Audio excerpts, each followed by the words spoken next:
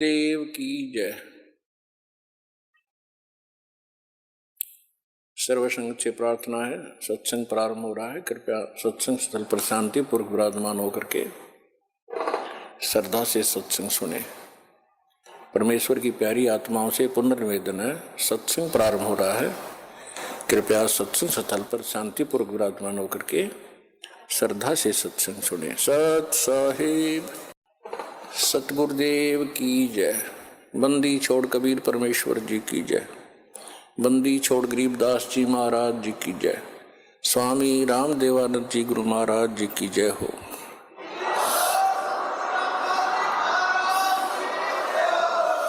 गरीब नमो नमो सतपुरुष को नमस्कार गुरु के नहीं। सुर नर मुनिजन साधुआ संतों सर्वस्ती नहीं। सतगुरु साहिब संत सब दंडोतम प्रणाम। आगे पीछे मध हुए तिनको जा कुर्बान। नराकार निर्विषम काल जाल वैभंजनम निर्लेपम निज निर्गुणम अकल अनुवेशंदनम सोहम सुरति समाप्तम। सकल समाना निर्तल उज्ज्वल हिरंबर हरदमम बेपरवा अथो है वार पार निमज्जतम। ग्रीव जो सुमरै सिद्ध होई गणनायक गलता ना करो अनुग्रह सोई पारस पद परवाना। आदि गणेश बनाऊं गणनायक देवन देवा। चरण कमल लो लाऊं आदंत करूं सेवा। परम शक्ति संगीतम हृदय सिद्धि दाता सोई। अविगत गुण अतीतम सत्य पुरुष निर्मोही। जगदम्बा जगदीशम मंगल रूप मुरारी। तन मन अर्पों से सम भक्ति मुक्ति भंडारी। सुर नर मुनि जन ध्यावे ब्रह्मा विष्णु महेशा। शेष सहस मुख गावे पूज्य आदि गणेशा। इंद्र कुबेर सरीखा वरुण धर्म राय धावे। समर्थ जीवन जी का मन इच्छा फल पावे। 33 कोटि आधारा दावे सैंस 88। उतरे बहु जल पारा कट है यम की फांसी। 33 कोटि आधारा दावे सैंस 88। उतरे बहु जल पारा कट है यम की फांसी। कर जोरूं विनती करूं दरों चरण पर शीश। गुरु जी राम देवानंद जी महाराज ने दियो नाम बख्शीश। कोटि कोटि सिजदा करूं कोटि कोटि प्रणाम। चरण कमल में राखियो मैं बांधी जाम गुलाम। बिना इस ऐप को डाउनलोड करें ना तो कोई ईएमआई भरें और ना ही किसी लोन के मैं कुत्ता हूँ गुरुदेव का रामपाल दास का नाम। गले प्रेम की जेवड़ी जाखे चोवा जाऊं मैं। तो करो तो हो बावड़ो दूर दूर करो तो जाऊं। जो राखो तो ही रहूं जो देवो सो खाऊं। परम पिता परमात्मा पूर्ण ब्रह्म सारी सृष्टि के कर्ता कबीर परमेश्वर जी की असीम रजा से आप सभी पुण्यात्माएं इस सतलोक आश्रम बरवाला जिला हिसार में उपस्थित हुए। गुरुपद सेवा बिरला कोई जा पर कृपा साहिब की होई।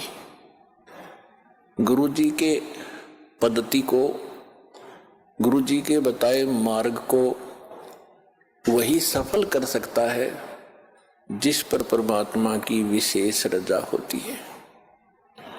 यदि आप जी को ये ज्ञान ना होता तो आप इस समय को कहीं ना कहीं बर्बाद करते, कहीं किसी की निंदा चुगली करके, या किसी कहीं पर ताश खेल के, या जुआ खेलते, या कहीं राजनीतिक बातें करते जो कति काम की नहीं थी। और वो समय आपका कैसा सदुपयोग हुआ, इस बात को याद रखना। ये सब कहते हैं भक्ति मुक्ति के दाता सतगुरु, भटकत प्राण फिरंदा, उस साहिब के हुक्म बिना नहीं तरवर पात हिलंदा। उस परमेश्वर कबीर जी की आज्ञा बिना, उसकी रजा के बिना किसी वृक्ष का पत्ता भी नहीं हिल सकता। भक्ति और मुक्ति के दाता सतगुरु, भक्ति करा के ही मोक्ष होता है। जब हमें सत भक्ति प्राप्त होगी तभी हम मुक्ति पाएंगे, और वो सतगुरु ही दे सकता है। सतगुरु परमात्मा ही होता है, या फिर उस परमात्मा का कृपा पात्र हो सकता है जिसने जो ज्ञान उसी परमेश्वर से जो सतगुरु रूप में आए हुए होते हैं, वो फिर आगे उसी के ज्ञान को प्रचार करता है। तो इस विषय में आज ये दास वो सतगुरु है जो परमात्मा का दास, उसका भेजा हुआ कुत्ता आपको जगा रहा हूं भौंक भौंक कर। आप धनी हो,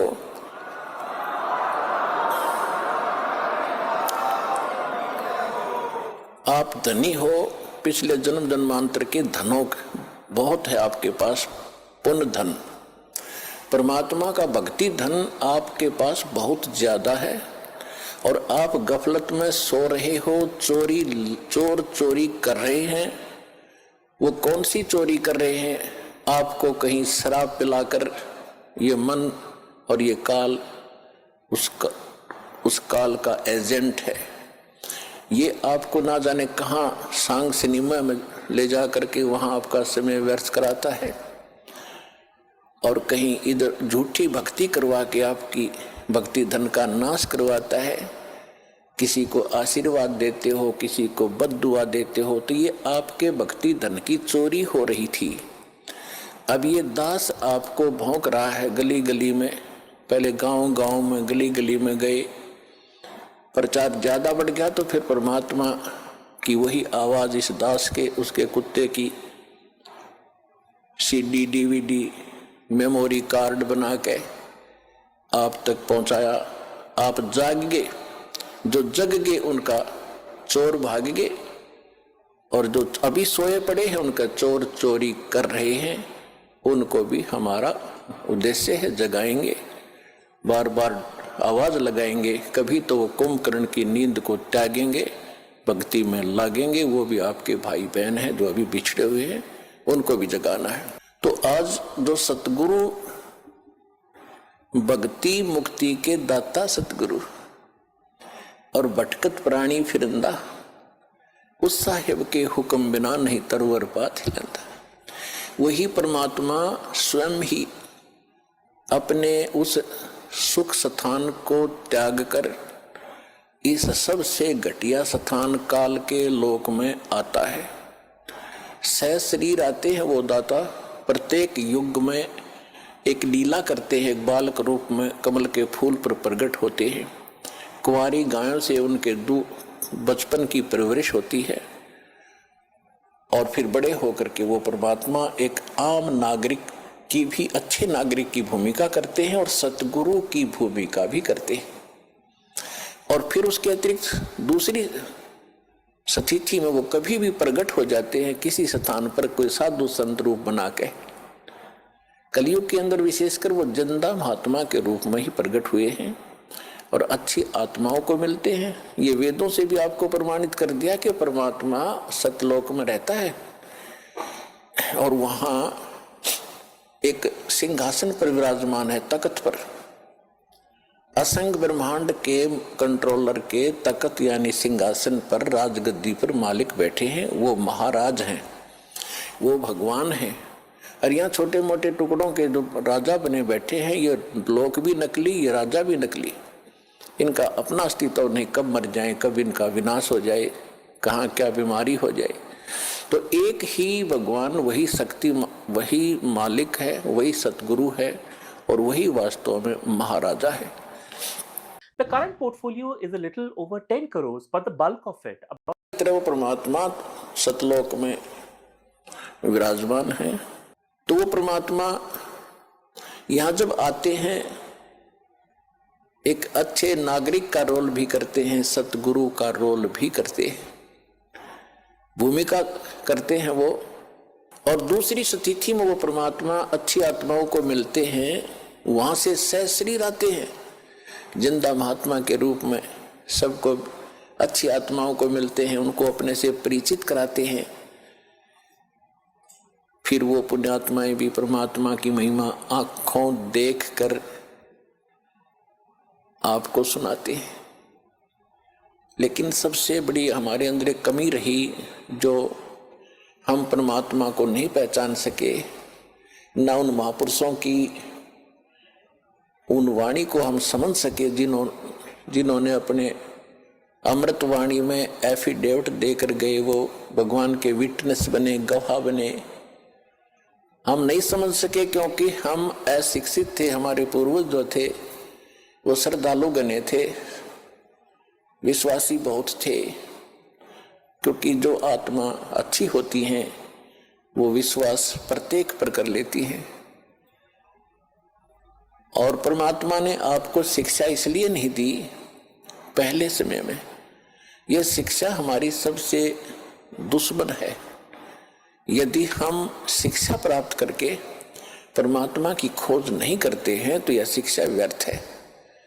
इस शिक्षा ने हमें अहंकारी बना दिया और मर्यादाहीन बना दिया, माया का अधीन बना दिया, माया ही जोड़ना एक उद्देश्य मान लिया।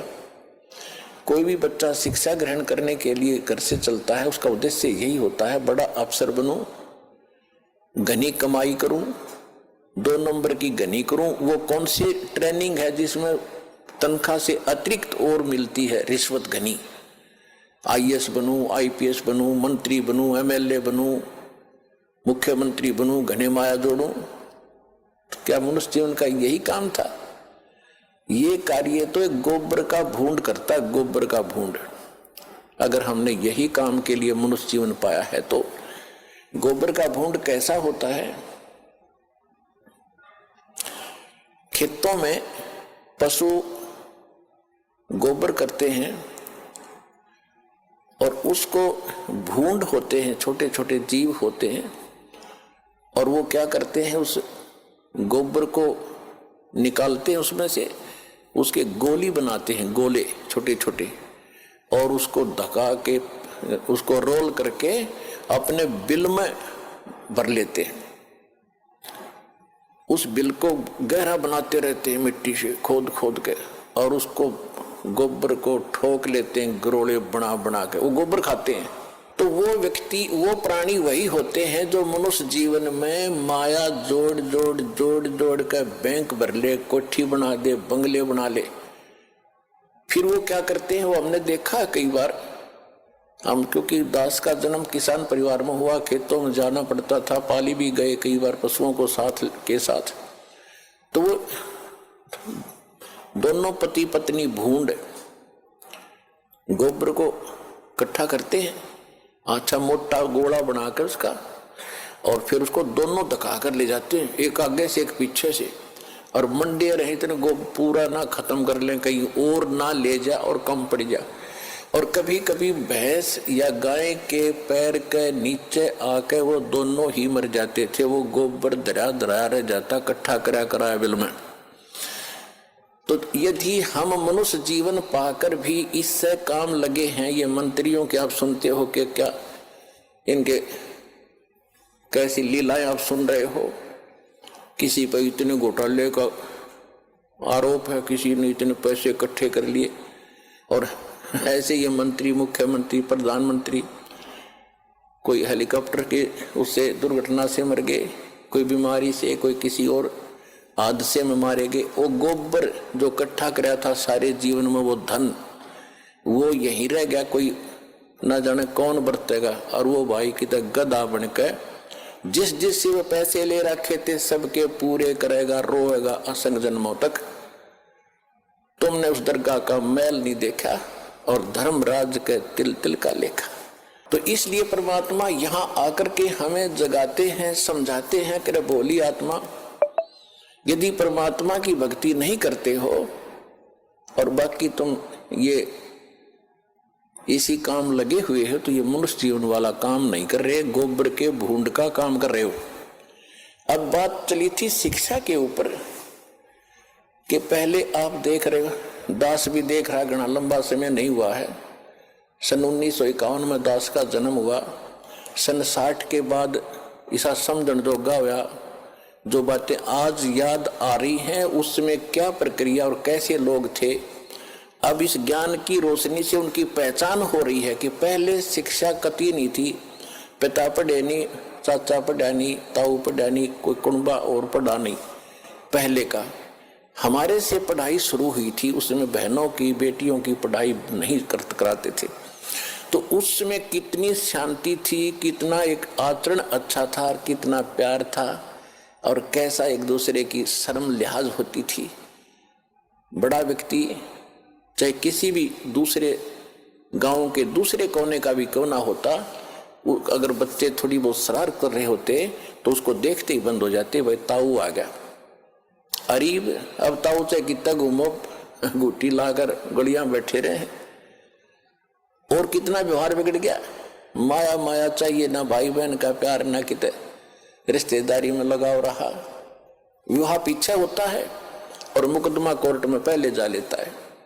हद होगी भाई, इसी जीवन में अपने लफड़े में जीवन बर्बाद कर जाओगे। इसलिए परमात्मा आपको याद दिला रहे हैं। क्या पार्टी थी कल रात?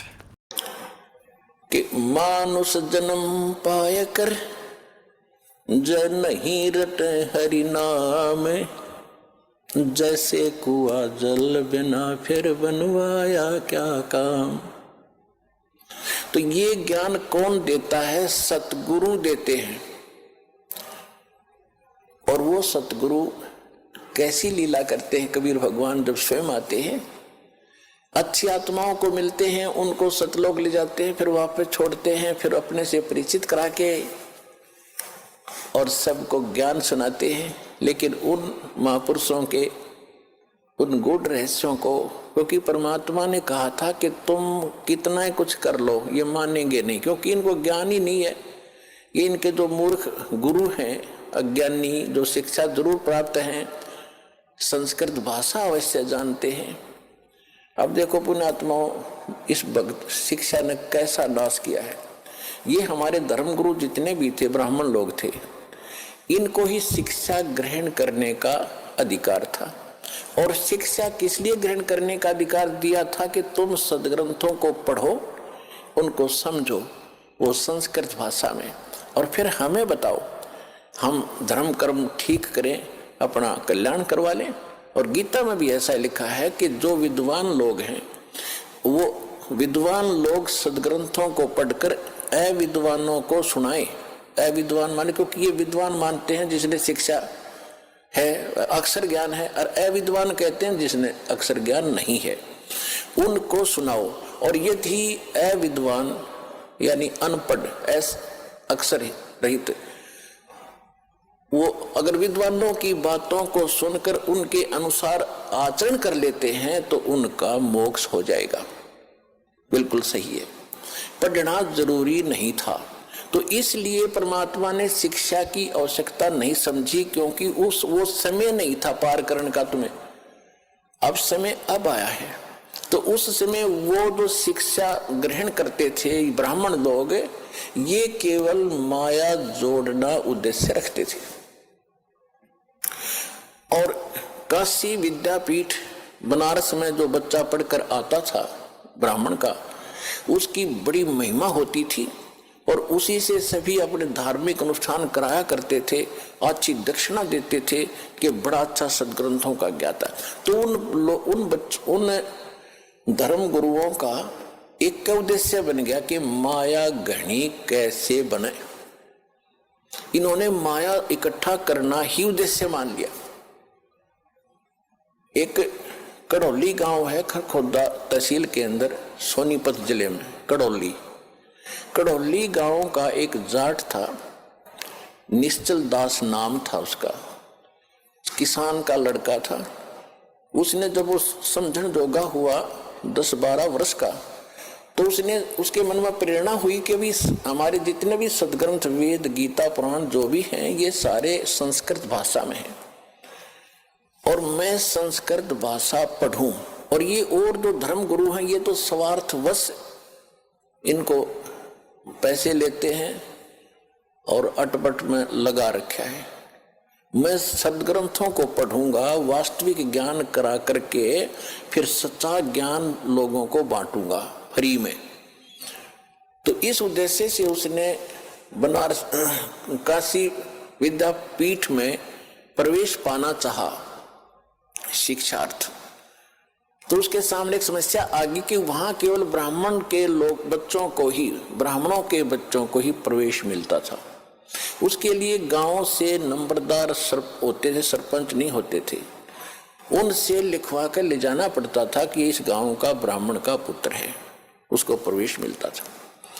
तो उसने एक नंबरदार ऐसे ही अशिक्षित होते थे उसने आप पे लिख लिया कि ये निश्चलदार पुत्र फलाना गांव कड़ौली और ब्राह्मण का बेटा है। उसके दस्तखत करा लिए, वो प्रवेश पा लिया। प्रत्येक कक्षा में प्रत्येक वर्ष सबसे टॉप में आवे, संस्कृत भाषा सीख ली, बहुत अच्छा। जब शिक्षा पूर्ण करके वो चलने लगा तो जो प्रिंसिपल था वहां का, बनारस का जो ब्राह्मण प्रिंसिपल था यानी मुख्य अध्यापक था, शिक्षक था, उसकी एक कन्या विवाह के योग्य थी, युवती थी। उसने क्या सोचा कि इतना इंटेलिजेंट बालक है, इसने संस्कृत बहुत अच्छा सीखा है, ग्रंथों को भी खूब अच्छा पढ़ा है और ये जहां भी जाएगा इसकी वाह हो जाएगी और तेरी बेटी सुखी रहेगी, यो घना धन इकट्ठा करेगा। इसलिए उसने मन बना लिया कि इस बच्चे से अपनी बेटी को ब्याह दूं, विवाह कर दूं। जब वो निश्चल दास गया उसके पास, प्राचार्य के पास, प्रिंसिपल के पास कि हे गुरुदेव, आपकी कृपा से आपका बच्चा अपनी शिक्षा पूर्ण करके अब सेवार्थ जा रहा है, मुझे आशीर्वाद दो, मैं सफल हूं जिस उद्देश्य को लेकर आया हूं। तो उसने कहा कि बेटा फिर गुरु को कुछ दक्षिणा भी देते हैं, दक्षिणा दे। दक्षिणा लो जी, मेरे पास क्या है, मैं तो लगा कि वचनबद्ध हो जा। अच्छा जी, वचनबद्ध हो जा, मैं अपनी लड़की का विवाह तेरे से करना चाहता हूं, तुझे करना पड़ेगा। अब यहां फंस गया निश्चल दास धर्म संकट में, क्योंकि ब्राह्मण लोग अन्य जाति से विवाह नहीं करते थे अपनी बच्चियों बेटा बेटियों का। अगर ऐसा उनको पता चल जाए तो वो हंगामा खड़ा कर देते। तो उसने सोचा ये घर अगर ऐसा हो गया तो गांव में ही विरोध होगा, फिर ये पूरा ग्रुप मेरा विरोध करेगा और बात बिगड़ जाएगी और मैं ग्रस्त आश्रम अपनाना नहीं चाहता। फिर उसने बताया गुरुदेव, चाहे मुझे सजा देना और चाहे कुछ भी कहना, मैं एक सच्ची बात बताता हूं, मैं ब्राह्मण नहीं हूं, मैं जाट का लड़का हूं, कड़ौली मेरा गांव है, आप पता कर सकते हो। मैं इस उद्देश्य से आया था कि मैं इस ज्ञान को फ्री बांटूंगा, ये ब्राह्मण लोग इसका मूल्य ले रहे हैं, मैं वो मूल्य नहीं लेना चाहता। तो इतना गुस्सा कर गया वो ब्राह्मण प्रिंसिपल, कहने लगा तो दुष्ट, तूने धर्म भ्रष्ट कर दिया, ये कर दिया, तेरी हिम्मत कैसे बन गई यहाँ धोखा दे के हमारा ज्ञान चुरा लिया। अब वेद और गीता को तो ये रजिस्ट्री करा रहे थे, अपना नाम बै करा रखी थी नकलियों ने। उस लड़के को कहा कि प्रतिज्ञा कर रखी है तूने? कहाँ जी? कि तू कभी संस्कृत भाषा का प्रयोग नहीं करेगा और किसी संस्कृत भाषा में कोई प्रवचन नहीं करेगा। और जा सकता है, और तुझे श्राप दे दिया उसने कि तुझे प्रतिदिन एक बार 1 घंटा बुखार बना करेगा ताकि तेरी गलती तुझे सदा याद रहे। तो पुण्यात्माओं, देखो उस दुष्ट आत्मा ने, अब ये ज्ञान की कमी, हम किसी को श्राप देते हैं क्योंकि पूर्व भक्ति का धन होता है, उसका श्राप भी फल जाता है। अब तो सारे नकली हो लिए, किसी का श्राप फले ना किसी आशीर्वाद फले, खाली हैं सब। पहले अच्छे लोग होते थे, चाहे किसी जाति के थे, वो पिछले पुण्य कर्मों से परिपूर्ण होते थे, वो किसी को श्राप दे देते, उसको बुरा हो जाता, उसकी पूंजी खत्म होती। आशीर्वाद देते तो भी उनकी पूंजी चोरी होती, नष्ट होती कमाई। इस करके ये यही काल के जाल में उलट पुलट होकर यहीं फंस गए। अब इससे निकलने के लिए हमें ज्ञान की आवश्यकता थी। अब उस वहां से जो वो निश्चल दास जी आगे, अब उसके सामने समस्या होगी कि ज्ञान तो मैं प्रचार करूंगा लेकिन संस्कृत प्रयोग में नहीं करूंगा। उसने क्या किया कि फिर दादू पंथ, एक दादू साहब हुए हैं जिनको परमात्मा कबीर जी मिले थे। अब परमात्मा ने क्या किया है, वो अच्छी आत्माओं को मिलते हैं और उनको अपना कुछ झलक देते हैं जिसको ये दिखता है कि ये तेरे अनुकूल चलेगा। तो दादू जी को परमात्मा मिले, आंखों देखकर आए, और फिर दादू साहब ने कबीर भगवान की बहुत महिमा गाई। लेकिन दादू जी को परमात्मा ने पूर्ण ज्ञान नहीं दिया। इसलिए नहीं दिया कि उस पंथ के लोग भी आज फिर वही गीत गा रहे होते जो आज हमने बताना था। लेकिन ये जरूर पक्का करवा दिया कि जो काशी में जो धाणक थे वो परमात्मा है, जो बनारस में आए हुए थे वो मेरे सतगुरु वही है। जिन मुझको निज नाम दिया सोए सतगुरु हमारे, दादू दूसरा कोई नहीं ये कबीर सिरजनहारे। उन्होंने एफिडेविट दे दिए, विटनेस बन गए कबीर भगवान के। लेकिन आगे चल के उस पंथ में कबीर साहब का नामो निशान नहीं है। दादू पंथ में दादू जी को पूर्ण परमात्मा, दादू जी का कोई जन्म नहीं हुआ, अपने आप प्रकट हुए। इस तरह करके वो दादू जी को ही खुदा बनाए बैठे हैं, वो कुछ भी बनाए रहो। फिर निश्चल दास जी ने वहां दीक्षा ली।